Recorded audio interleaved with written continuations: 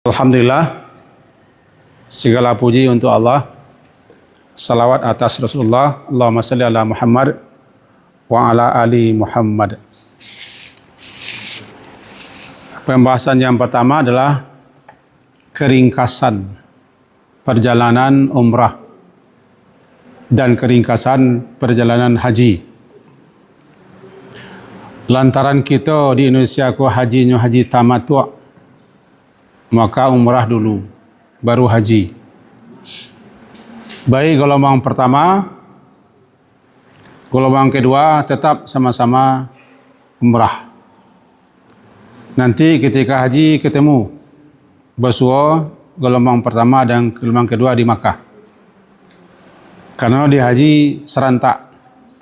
Bara aja gelombang orang kesinan, tiba di haji semuanya serentak. Ringkasan yang pertama dulu. Sebelum kita umrah, yaitu sampai di miqat, gelombang pertama sebelum kita ke Bir Ali, masih di Madinah, di hotel, atau bagi gelombang kedua, masih di asrama haji, maka silakan mandi dengan niat untuk mandi ke ihram. Nyisir rambut, merapikan semua yang ada di badan, termasuk kuku-kuku, bulu-bulu. Semuanya dibersihkan, dirapikan dengan niat untuk pergi ihram. Kemudian laki-laki dibolehkan sedikit memakai harum-haruman. Perempuan dilarang. Harum-haruman itu ke badan sebelum laki pakaian ihram. Lalu kemudian kita berangkat menuju miqat. Gelombang pertama berangkat dari hotel menuju Bir Ali. Lebih kurang 15 atau 20 menit sampai di Bir Ali. Setiba di Bir Ali, dia kita mandi, dia pakaian ihram. Tiba di situ cuma salat 2 rakaat ihram. Setelah salat, kumpul. Lalu sebelum berangkat menuju Makkah, kita lafazkan niat labbaik Allahumma umratan. Dengan membaca itu, kita telah masuk kepada ibadah umrah. Berangkat meninggalkan miqat. Orang yang gelombang kedua, baiknya mengambil miqat di alam-lam, berarti di pesawat, ataupun mengambil miqat di Jeddah alternatif. Apabila mereka telah sampai di miqat, sama dengan di gelombang pertama. Di pesawat, orang sudah mulai memberitahu sekian menit lagi. Andaikan ada pengumuman setengah jam lagi atau 20 menit lagi atau 15 menit lagi kita melintasi alam-alam, diperkirakan kalau lagi tahu 15 menit lagi, kira-kira 5 menit lagi ketinggal, kita lah boleh salat sunat 2 rakaat, atau 10 menit lagi sampai salat sunat di pesawat 2 rakaat sunat ihram. Setelah itu lafazkan labbaik Allahumma umratan, sama dengan gelombang pertama.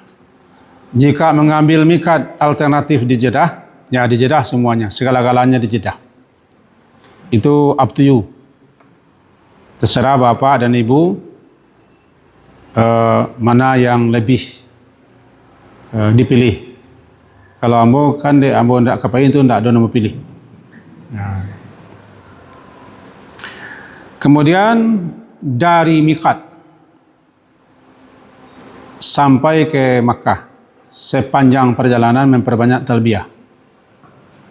Dipimpin atau tidak dipimpin, bersama-sama atau sendiri-sendiri. Talbiyah itu adalah hiasan haji. Setiap kali kita bertalbiyah, apa-apa yang ada di sekitar kita pun bertalbiyah, bersaut-sautan, bersambut-sambutan. Penduduk langit dan bumi membaca labbaik Allahumma labbaik la syarika laka labbaik innal hamda wan ni'mata laka wal mulk la syarika lak. Disunnahkan setelah itu baca salawat. Setelah talbiyah kita baca salawat. Salawat itu dapat doanya. Allahumma salli ala Muhammad wa ala ali Muhammad dan seterusnya.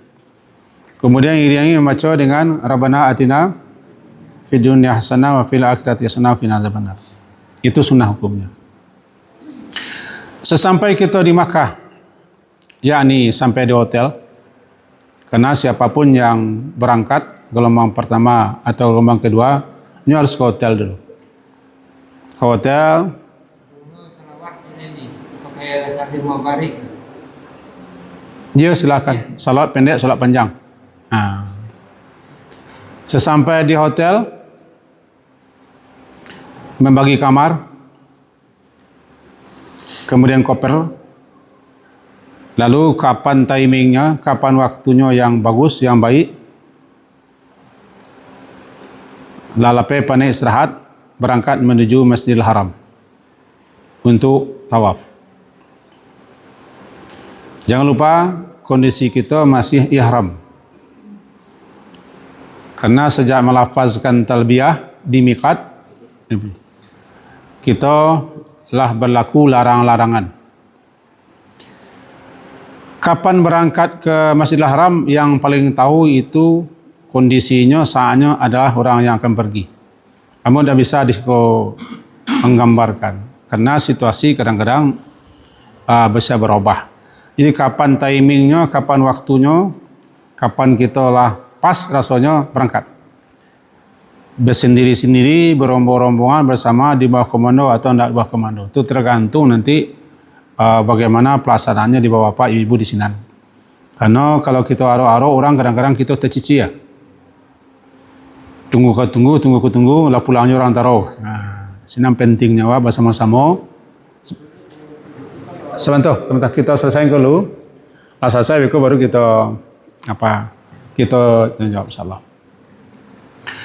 Sesampai nanti di Masjidil Haram, talbiyah dihentikan.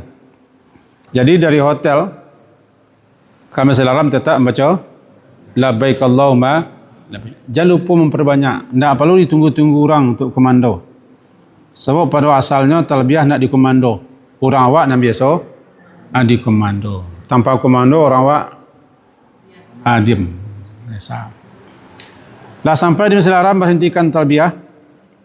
Kita mencari posisi di mana turun. Turun maksudnya turun ke pelataran untuk tawaf. Ini kan Ka'bah di bawah, turun pelataran.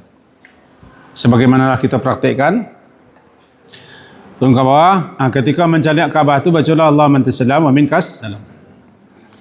Lalu carilah sudut Hajar Aswad dengan melihat lampu hijau di dinding. Itulah setentangan dengan sesuatu. Lah tapi lah pas.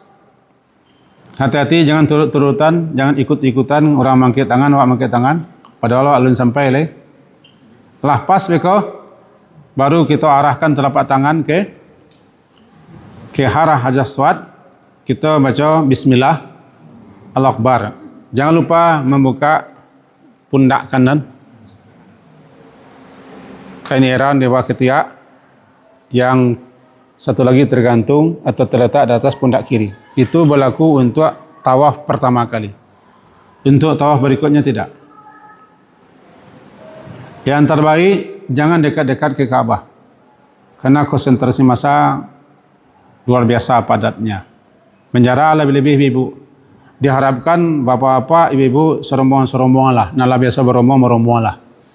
Karena situasi di lapang kadang-kadang sulit dikendalikan dan susah kita mengendalikan diri. Kadang-kadang bercerai di situ. Jadi penting betul tuh. Tawaf 7 keliling. Sebagaimana kita jelaskan, tidak ada bacaan resmi. Berarti kita bebas zikir apapun, doa apapun, istighfar, salawat, perbanyak itu semua. Selama berkeliling 7 putaran, tetap posisi Ka'bah sebelah kiri. Jangan ke belakang menghadap atau membelakangi Kaabah. Kemudian setiba di sudut Yamani atau rukun Yamani, kita membaca Rabbana Atina. Kalau jalih gitu. Sampai 7 putaran. Dengan catatan, jangan sia-siakan momen-momen ketika kita tawaf dengan doa dan istighfar. Kedua-duanya itu yang diutamakan. Lebih-lebih minta ampun dan tobat atas segala salah dan dosa kita kan. Di samping kita juga berzikir dan lain-lain sebagainya. Itulah momen-momen terbaik untuk kita berdoa. Selesai 7 putaran, hati-hati jangan sampai salah hitung. Sampai kemudian di putaran terakhir, setiba di rukun Yamani, mulailah kita merenggang, menjarak dari arena tawaf.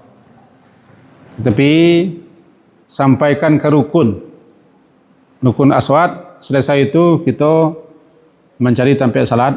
Bacalah wattakhidu min maqam Ibrahim musalla. Salat 2 rakaat. Rakaat pertama qul ya al-kafirun. Rakaat kedua qul huwallahu ahad. Lalu berdoalah. Jangan cari-cari, jangan pilah-pilah, jangan tunggu-tunggu sampai salat ke lapang. Tak ke lapang-lapang dah. Di mana ada peluang, ada kesempatan, salat 2 rakaat. Kemudian setelah salat berdoalah sebanyak-banyaknya, sesungguh-sungguhnya, sesangat-sangatnya, dengan penuh harap dan yakin. Itulah waktu-waktu untuk mustajab berdoa. Selesai semua, minum zam-zam. Niatkan minum zam-zam untuk apa diniatkan. Yang penting baca bismillah. Untuk obat atau apa saja. Banyak-banyak minum zam-zam. Bila perlu siramkan ke kepala, basuhkan ke wajah. Tidak masalah. Boleh minum sambil berdiri. Selesai semua, kita mengarah ke tempat sa'i. Mas'a, tempat kita sa'i. Ke belakang. Ke atas. Tiba di penanjakan, jangan lupa baca Inna Safa wal Marwata min sya'airillah. Faman hajjal baita aw ya'tamara fala junaha alaihi ayat tawaf wa fa bima, dan seterusnya. Nanti baca abda'u bima pada Allah. Setiba di Safa, berhenti menghadap ke Kaabah.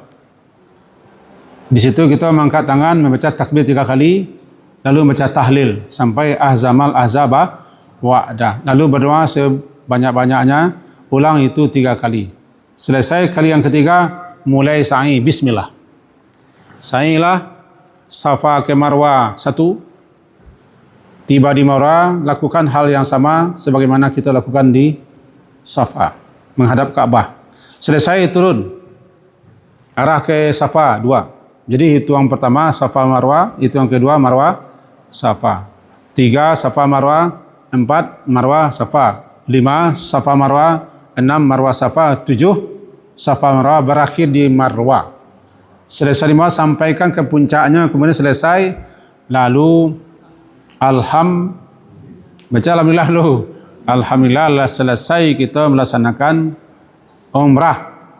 Kemudian pergilah keluar, gunting rambut sendiri atau diusuruh orang lain. Perempuan hanya ujung rambut, laki-laki sebagai lambang gunting dulu, nanti dibereskan di salon.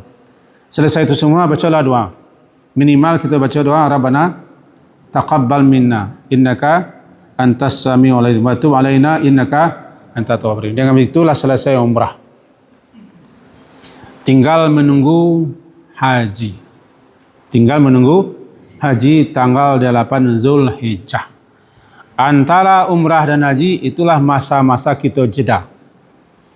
Memperbanyak ibadah sunat, salat sunat, tawaf sunat kalau bisa, dan seterusnya. Pokoknya selama jeda itu jangan habiskan ibadah melulu, jangan dihabiskan tahun kepanjang seh. Atur-atur seh. Kita beribadah, jangan dihabiskan di porsir tenaga walau haji lah. Biko tiba di haji biko tajil lapak badan.